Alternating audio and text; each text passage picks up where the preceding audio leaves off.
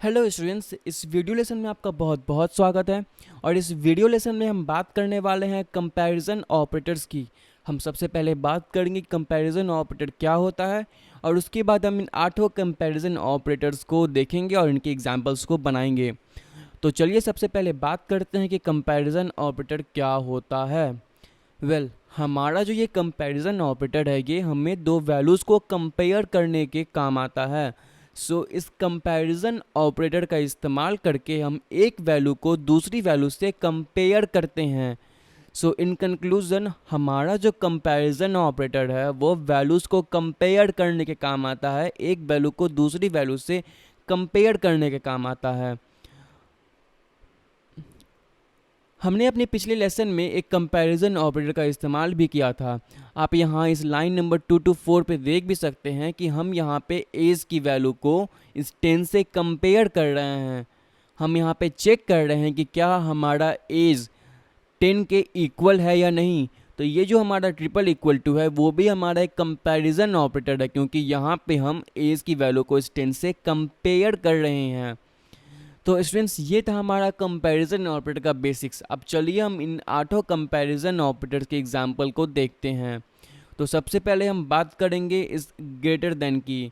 तो चलिए मैं इसे पहले कमेंट कर देता हूँ, और उसके बाद मैं यहाँ पे एक वेरिएबल क्रिएट करूँगा। Let age is equal to, और मैं यहाँ पे डाल रहा हूँ 19। और अब मैं यहाँ पे चेक करूँगा कि क्या ये एज 18 से बड़ा है या नहीं। मैं यहाँ पे डालूँगा एज, और फिर मैं इस कंपैरिजन ऑपरेटर यानी कि इस ग्रेटर देन का यहाँ पे यूज़ करूँगा। ये जो ग्रेटर देन है वो हमने चेक करके बताएगा कि क्या ये एज का वैल्यू 18 से बड़ा है या नहीं। ये जो ग्रेटर देन का सिंबल है ये हमारा कॉमन मैथमेटिक्स है, जो हम क्लास 1, 2, 3 से पढ़ते आए हैं। ये यहाँ पे चेक करेगा कि क्या एज का वैल्यू 18 से बड़ा है या नहीं। और अगर एज का वैल्यू 18 से बड़ा होगा तो इन दोनों कर्ली ब्रेसेस के अंदर हम जो भी कोड लिखेंगे वो रन करेगा। तो मैं यहाँ पे डाल देता हूँ एक स्टेटमेंट, console.log, और मैं यहाँ पे डालूँगा एज इज़ ग्रेटर दैन 18, और मैं यहाँ पे एल्स में डाल दूँगा as is less than 18। console.log और एज इज़ लेस देन 18। तो चलिए अब इस प्रोग्राम को हम सेव करके इधर रन करके देखते हैं। और अब आप यहाँ पर देखोगे कि यहाँ पे आ गया है एज इज़ ग्रेटर देन 18। तो इस कंपैरिजन ऑपरेटर ने क्या किया, इसने चेक किया कि क्या एज का वैल्यू 18 से बड़ा है या नहीं। और अगर बड़ा है तो ये जो हमारा कोड है वो रन करेगा, क्योंकि अगर ये ट्रू हो जाता है, अगर ये करेक्ट होता है कंडीशन, तो ये जो स्टेटमेंट है इफ़ के अंदर हमने जो भी कोड लिखा है वो रन करता है। और अगर अब मैं इसकी वैल्यू को 18 से कम कर दूंगा तो आप देखोगे कि ये एल्स पार्ट यहाँ पे रन करेगा। तो मैंने इसे कम कर दिया और ये रहा हमारा एल्स पार्ट। तो चलिए अब इस दूसरे कंपैरिजन ऑपरेटर की बात करते हैं, जो कि है लेस देन। और ये जो हमारा लेस देन है वो जस्ट अपोजिट है ग्रेटर देन का। इस कंपैरिजन ऑपरेटर का हम इस्तेमाल करते हैं ये चेक करने के लिए हमारी जो पहली वैल्यू है क्या वो दूसरी वैल्यू से छोटी है या नहीं। अगर मैं यहाँ पे डाल दूंगा लेस देन, तो ये जो स्टेटमेंट है, ये जो कंडीशन है वो चेक करेगा कि क्या एज की वैल्यू 18 से छोटी है या नहीं। तो चलिए मैं यहाँ पे इस स्टेटमेंट को चेंज कर देता हूँ, और मैं यहाँ पे डाल देता हूँ ग्रेटर। ये जो हमारा लेस देन का सिंबल है, ये जो लेस देन ऑपरेटर है वो चेक करेगा कि क्या एज का वैल्यू 18 से कम है या नहीं। और हम जानते हैं कि एज का वैल्यू यहाँ पे 18 से कम है, तो ये जो हमारा स्टेटमेंट है वो यहाँ पे रन करना चाहिए। तो चलिए हम इसे रिफ्रेश करते हैं और इसे हम एक बार रन करते हैं, और आप देखोगे यहाँ पे आ गया है एज इज़ लेस देन 18। तो स्टूडेंट्स, ये था हमारा दूसरा कंपैरिजन ऑपरेटर। अब चलिए बात करते हैं तीसरे नंबर की। तो ये जो तीसरा नंबर वाला है वो हमें चेक करके बताएगा कि क्या जो पहला वैल्यू है वो दूसरे वैल्यू से बड़ा है या फिर उसके इक्वल है। तो ये कंपैरिजन ऑपरेटर दो काम करेगा। ये केवल ग्रेटर देन का चेक नहीं करेगा, ये दो चीज़ चेक करेगा। ये चेक करेगा कि क्या पहली वैल्यू दूसरे वैल्यू के बराबर है, और अगर बराबर नहीं है तो क्या वो उससे बड़ी है। ये दो चीज़ चेक करेगा। तो सबसे पहले मैं यहाँ पे डाल देता हूँ ग्रेटर देन इक्वल टू का ऑपरेटर का यहाँ पे साइन, और यहाँ पे मैं कुछ स्टेटमेंट चेंज कर रहा हूँ। ग्रेटर देन और इक्वल टू, ठीक है। और यहाँ पे मैं डाल देता हूँ लेस। सो अगर हम इसे रन करेंगे तो आप देखोगे कि यहाँ पे आ गया है लेस देन 18।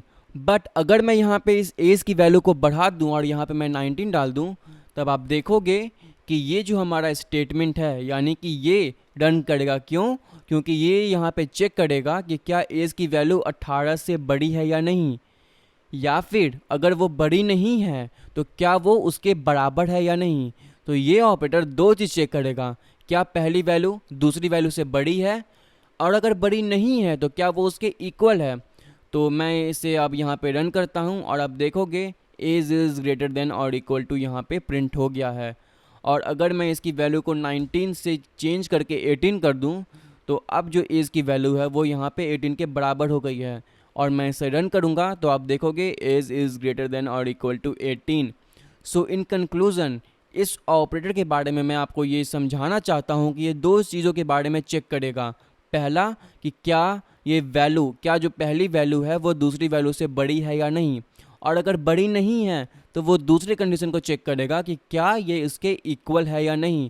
अगर इन दोनों में से कोई एक भी सही होगा तो ये सारा का सारा इफ़ ब्लॉक का कोड रन करेगा। तो ये था हमारा greater than equal to operator. अब चलिए बात करते हैं लेस देन और इक्वल टू ऑपरेटर की। और ये जो less than equal to operator है वो ठीक हमारा ग्रेटर देन इक्वल टू के अपोजिट है। यानी कि ग्रेटर देन इक्वल टू में हम चेक करते थे कि क्या ये हमारा पहला वैल्यू दूसरे वैल्यू के बराबर है या फिर उससे बड़ा है। बट इस लेस देन और इक्वल टू में हम चेक करेंगे कि क्या ये जो पहला वैल्यू है वो दूसरी वैल्यू से छोटा है, या अगर वो उससे छोटा नहीं है तो क्या वो उसके बराबर है। तो ये ऑपरेटर भी दो चेक करता है, बट इसका पहला चेक रहेगा लेस देन वाला का और दूसरा इक्वल टू का। तो चलिए हम इसे एक बार प्रोग्राम में बनाते हैं। सो मैंने यहाँ पे डाल दिया लेस देन और इक्वल टू, और मुझे यहाँ पे कुछ लाइन को चेंज करना होगा। सो मैंने यहाँ पे डाल दिया लेस देन और मैं यहाँ पे डाल देता हूँ ग्रेटर देन। सो मुझे यहाँ पे देन डालना होगा, ओके। और अगर अब मैं इसे रन करूँगा तो आप देखोगे कि यहाँ पे फिर से आएगा एज इज़ लेस देन और इक्वल टू 18, क्योंकि ये जो लेस देन और इक्वल टू ऑपरेटर है वो चेक करेगा कि क्या एज की वैल्यू 18 से छोटी है या नहीं, और अगर वो 18 से छोटी नहीं है तो क्या वो 18 के इक्वल है या नहीं। और हम यहाँ पे देख सकते हैं कि एज की वैल्यू 18 है। बट अगर मैं इसे यहाँ पे 16 कर दूँ, सो अगर मैं एज की वैल्यू को घटा के 16 कर दूँ तब भी हमारा ये स्टेटमेंट रन करेगा।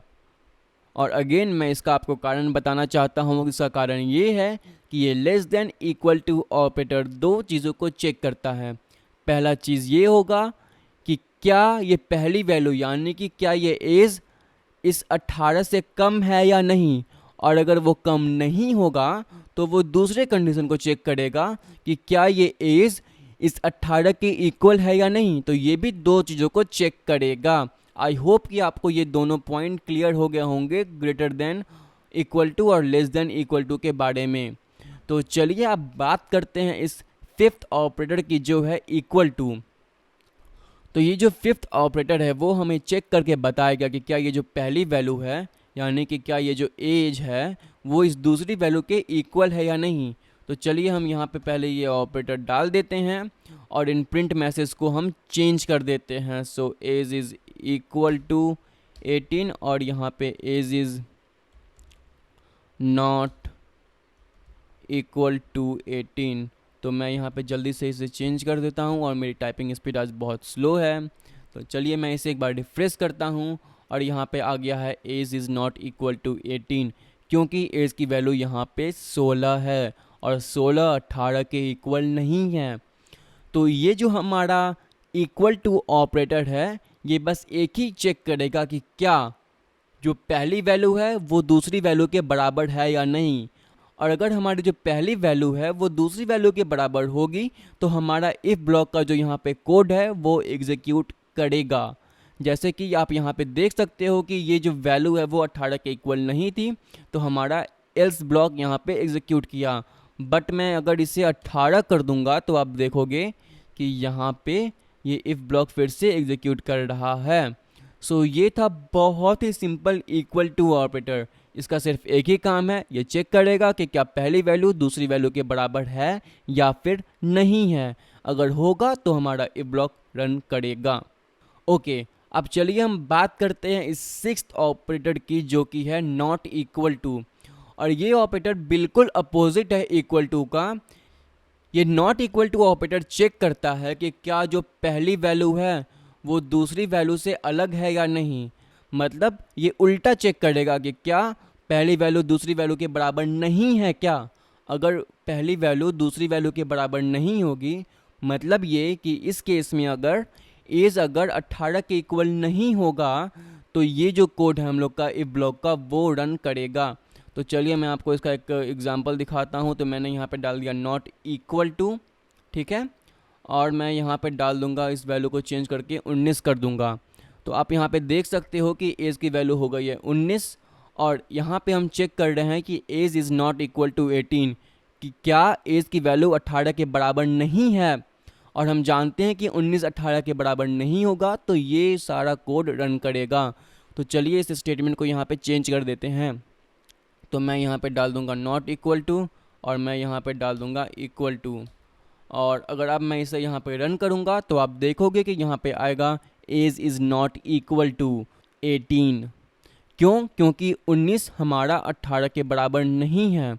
तो मैं फिर से आपको रिपीट कर रहा हूँ, ये not equal to operator check करेगा कि क्या पहली वैल्यू दूसरी वैल्यू के बराबर नहीं है।